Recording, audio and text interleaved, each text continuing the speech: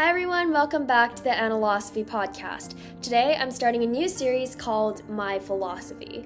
My Philosophy is basically where I'll take ideas from different parts of life and talk about what I personally think about them, both of course on a personal and philosophical level. We spent a lot of time on this podcast talking about philosophers, movies, and dilemmas, and those episodes definitely aren't going away. I just wanted to take a shift for a while and move from studying what other people think to asking, what do I actually think as well? And I think that question is definitely part of why I started this channel in the first place. For the first episode, I want to talk about superstitions. And just before we start, I want to make it clear that I'm not making fun of anyone's beliefs or traditions in any way. I'm just talking about my own experience and how strongly superstition affected me. To a certain extent, it still does now. It goes without saying that having a superstition can be completely normal. In Korea, where I live, there are a lot of common beliefs. For example, you should avoid writing someone else's name in red, or you should avoid seaweed soup before an important test. For me, those superstitions did kind of handle the reins of my life to a very big extent. I had certain clothes I felt like I needed to wear on certain days, different hairstyles that I connected to different outcomes, and certain pens I felt like I needed to bring. So today, I want to ask, why can something feel so powerful when we know logically that it shouldn't have that much power over us?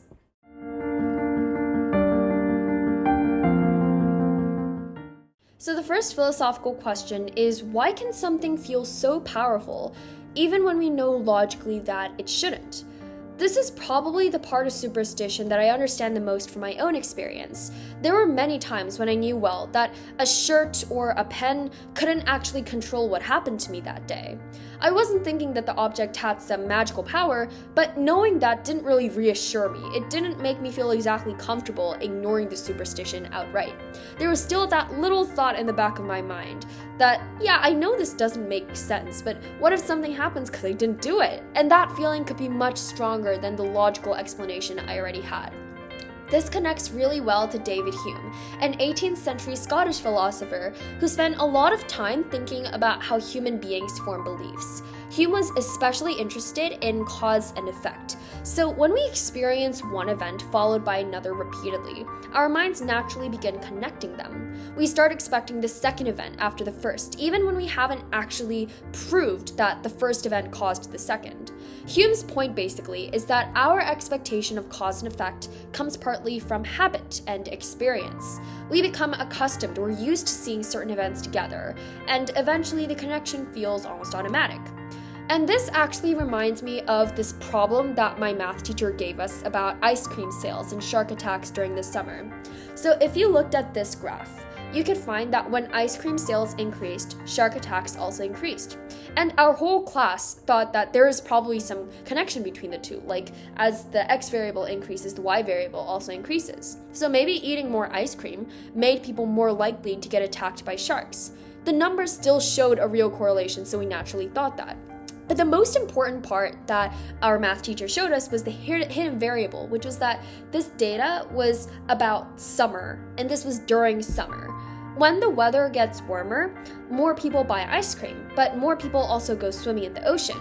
More people being in the ocean increases the probability for shark attacks. So suddenly, the relationship between ice cream and shark attacks makes much more sense. Ice cream wasn't causing the shark attacks. There was another factor affecting both, and in this case, it was likely summer. I think superstition can work in a similar way. I'm not saying it's math, but it's kind of similar. Like, I might wear this shirt and then have a good day today. So my brain connects the shirt with the good outcome. Like, if I wear the same shirt tomorrow, then something good's gonna happen tomorrow as well. But there could be a hidden variable that I ignored or didn't consider in the equation. Maybe I felt more confident wearing that shirt, so I performed better.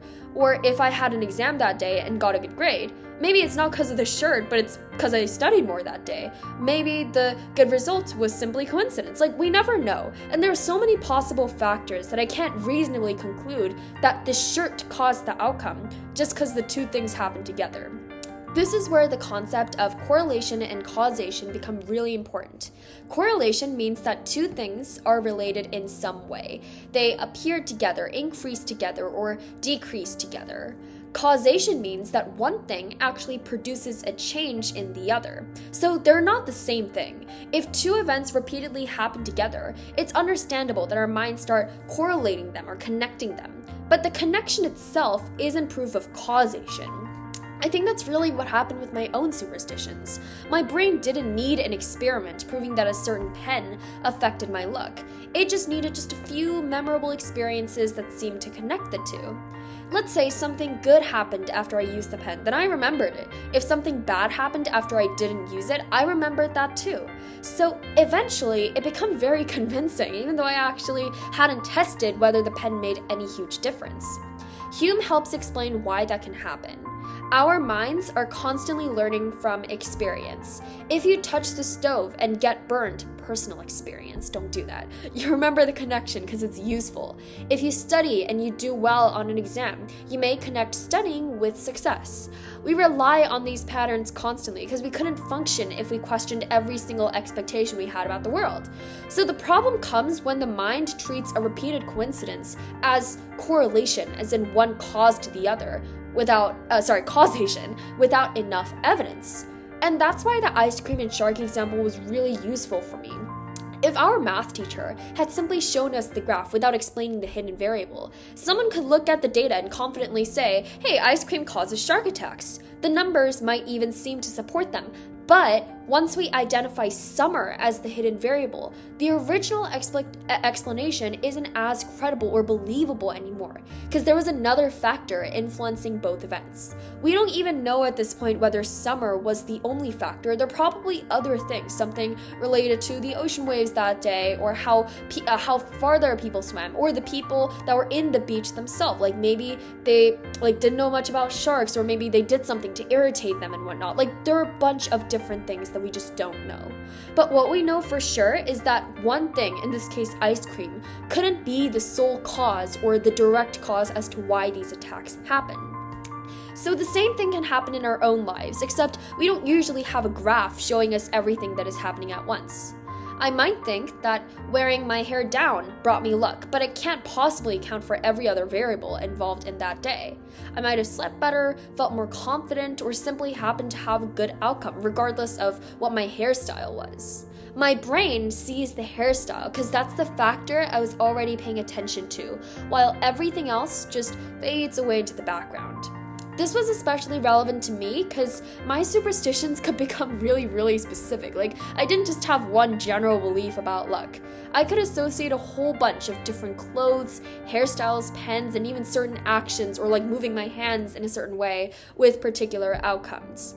The more specific the rule became, it was harder to question because I had already created this whole system of associations in my head, and I just couldn't get it out of me. One thing reminded me of another, and eventually it could feel as though breaking one small rule would affect everything else. The favorite pen is probably the clearest example. So when its ink ran out on a school day, I literally cried. And looking back, I know the pen itself probably had no ability to determine whether I would succeed. But the reaction to it was still pretty real because the pen had become connected to so many experiences that mattered to me. I was thinking, wait, no, this pen ran out of ink. Tomorrow I'm gonna have a bad day. But it represented good outcomes in my mind. So losing it felt like losing something that protected me, even though I could logically explain why that wasn't actually true. That's where I think Hume becomes especially interesting. To answer the question, a belief can feel powerful because of the way our minds learn patterns, even when the evidence behind the belief is weak. I could understand intellectually that my pen wasn't going to control my day or my future, while still feeling nervous about what might happen without it. My reasoning and my emotional expectations wasn't necessarily moving at the same pace.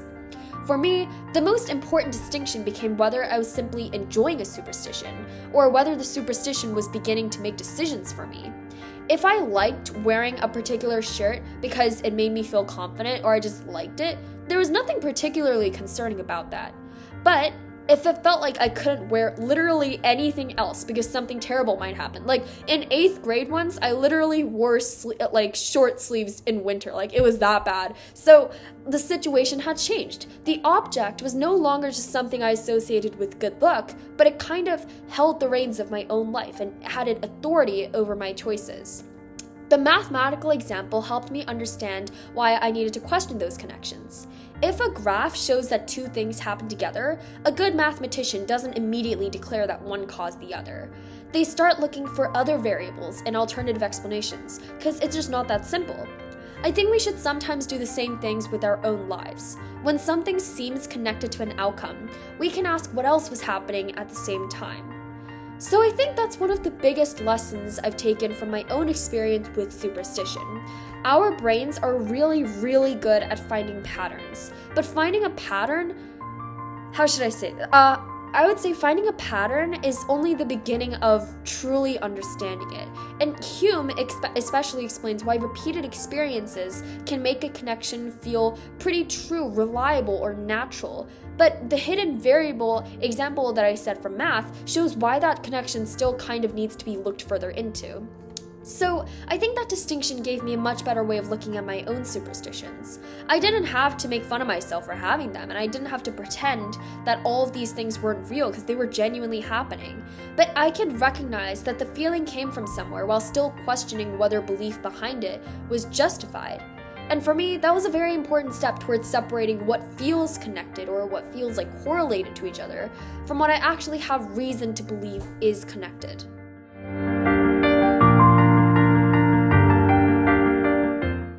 The second philosophical question is, if superstitions make us feel safer, does it matter whether or not it's true?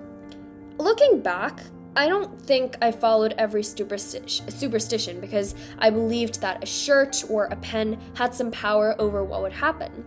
A lot of the time, I think I was trying to make the unknown or uncertainty in general feel more manageable. In other words, I wanted there to be an answer to things. When something important was coming up with no guarantees, following a certain routine just gave me the feeling that I'd done everything I could do to make the outcome go well. This connects really well to William James, the American philosopher and psychologist who lived from 1842 to 1910. James was interested in situations where human beings have to make decisions without having complete evidence. He wrote this essay called The Will to Believe, which I really recommend, by the way. Here he argues that there are circumstances in which we can't simply wait until we have absolute proof before deciding what to believe or how to act. Life constantly puts us in situations where the evidence is incomplete, and we still have to make choices. I think that does help explain why superstition can feel so attractive or really tempting, because a superstition gives you a certain rule, like you do this and then that might happen. So if I wear this, bring this, or do that in the usual way, then maybe the outcome will be okay. The rule, of course, doesn't actually give me control over the future, but psychologically, it can create the feeling that I have some control, even over things that aren't guaranteed. And that feeling definitely has influence. Like, if I've prepared for something and still feel nervous, there's no obvious action left that can guarantee my success. Following a superstition gives me another action to take. So now I can tell myself that I have done one more thing to protect the outcome. The problem is that this can kind of create a never-ending cycle where the more nervous or the more anxious you become, the more rules you create, and the more rules you create, the more frightening or scary it becomes to even break one once. And this is where I think my own experience became really difficult for me at one point. Because eventually I could become really, really nervous because I was worried about whether I'd followed the superstition correctly. Like, did I do exactly how many braids that I should do? Because I cut my hair recently and it might be different, so maybe the outcome will be different. And I was really paranoid about those things. So I was wondering whether I'd worn the right thing or done something at the right moment. And this leads to a very serious philosophical question. When does something that comforts us or becomes a source of comfort begin controlling us? For this part, I think Jean-Paul Sartre's philosophy of freedom is definitely pretty useful. Sartre lived from 1905 to 1980, and he believed that human beings have a responsibility for the choices we make. His philosophy of existentialism begins with the idea that we're always making choices within circumstances that we didn't necessarily choose for ourselves. We don't control everything that happens in our lives, but we still have to decide how we respond to it. And let's go back to the example we used earlier, the difference between choosing to follow superstition and feeling like you have no choice but to follow it. If I wear a certain shirt because I like it, I'm still making the decision. If it feels like I have to wear it, or I buy a new shirt and think like I shouldn't wear it because something bad might happen otherwise, then the decision is being influenced by fear. The superstition has started affecting what I feel capable of doing. And this idea makes this very interesting because freedom is about recognizing that we are responsible for the choices we make, as opposed to saying that we have an unlimited number of options. If I tell myself that I have no choice because my superstition required me to behave a certain way, then I'm giving that belief authority over me. I'm allowing it to determine my behavior before I've even questioned it or whether it deserves that authority, especially for small things like wearing a shirt. And I think that's a very hard thing for me to recognize, because there were situations where I wasn't really asking myself, do I want to do this? I was asking instead, what happens if I don't? Like something bad might happen. And that does sound like a small difference, but it does kind of change the course of the decision. The first question is pretty much choice, the do I want to do this or not? But the second is me being afraid of what happens if I don't make that decision. So that brings us back to the original question. If a superstition makes us feel safer, it doesn't matter whether it's actually true. I think the answer depends on what the superstition's doing to us. I think if someone has a harmless tradition that makes them feel comfortable before something important, or if it aligns with their personal beliefs and values, it might be a religion too, for example, I don't think there's necessarily a philosophical issue or anything. I think the situation changes when the source of comfort becomes something a person feels unable to live without, especially if it's for small things. And that distinction does matter because my own superstitions eventually affected how I approached ordinary situations. The issue was that those beliefs could influence what I wore, the things I carried, what I felt safe doing. And at that point, the question of whether the superstition was technically true or not became less important than the fact that I was allowing it to influence me and my decisions. This is, I think, where Stoic philosophy gives us another useful way of thinking about the problems. And basically, this philosophy argued that we should distinguish between what is within our control and what is outside it. We can influence our own judgments, choices, and actions, but we can't 100% guarantee anything or everything that happens in the world around us. And this distinction was kind of hard for me to accept at first, because most people want to have answers. Most people want certainty. If I have an important event coming up, I want this reassurance, Annabelle, things will go well, it will be fine if you wear this certain thing and whatever. If I've worked hard for it, I want to know that the effort will produce the result I want. But life just doesn't give us that guarantee. I can prepare carefully and prepare for hours with the study techniques that might have helped for other exams, and I might still not do well here. I can make a good decision and still experience an unexpected outcome. So you can't have total control over what happens next, and that's just the reality behind things. Superstition can make this easier to tolerate because it gives us something we can control.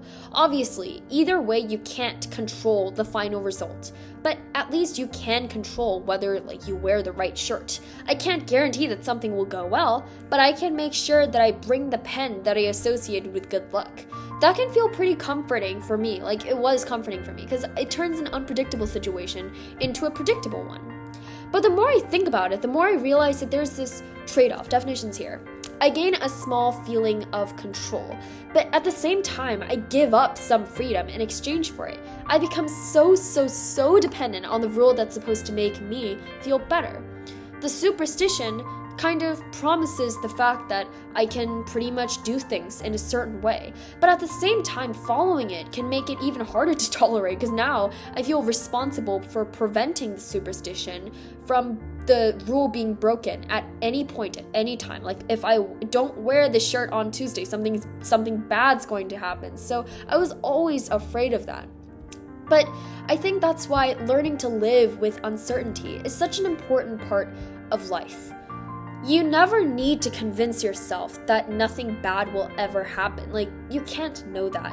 You don't need to believe that every outcome is gonna be good either, because you can't know that either.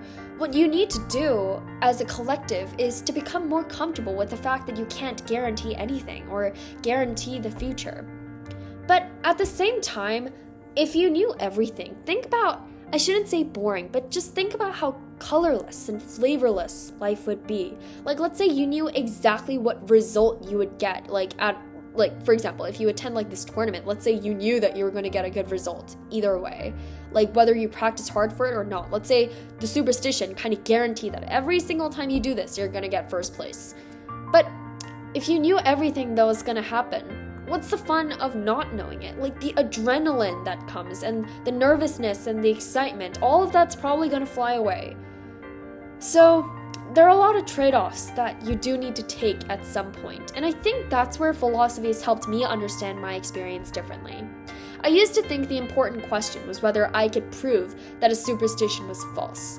But now I think the more interesting question is why I felt like it needed it to be true in the first place. I hope that makes sense. And William James helps explain our decision or our desire to make decisions under this uncertainty or in the unknown. And Sartre makes us question how much authority we give our beliefs over our choices. Stoic philosophy reminds us that the future will always contain things outside our control. For me, those ideas come together in one realization. Just bottom line, feeling safe and actually being in control are two very, very different experiences. A superstition can give me the first one without giving me the second. And I don't want to make it sound like I've completely moved past all of this, because I haven't. I understand that now my superstitions are a lot better, they don't rule my life anymore, but understanding where they come from doesn't automatically make the feeling go away or disappear. Sometimes the old instinct is still there. If I were standing at a ceremony today, for example, I might still feel that really, really strong temptation to close my eyes at the moment when something important is being announced. Part of me would still think maybe I should just do it, just in case, what's the harm of it? But the difference now is that I can recognize that thought for what it is. And that's probably the biggest difference between then and now. The superstition can still exist in my mind without having to control any of my actions. Everyone has temptations to do certain things, but if you know that it might harm you, a lot of you choose not to follow it. And I think this is a much more realistic way of thinking about completely changing our beliefs, because that doesn't really happen overnight. We don't just wake up one morning and stop having these thoughts, especially if you had it for a while. And for me, that's what philosophy has helped me do, and it's part of the reason why I like or love philosophy. It's given me a reason to pause before just following something I've always done. I can always ask where this belief came from, literally, whether I actually have evidence for it, and whether I'm making the choice because I genuinely want to, or because I'm afraid of what might happen if I don't. Sometimes I still feel that hesitation. I just don't have to follow it anymore.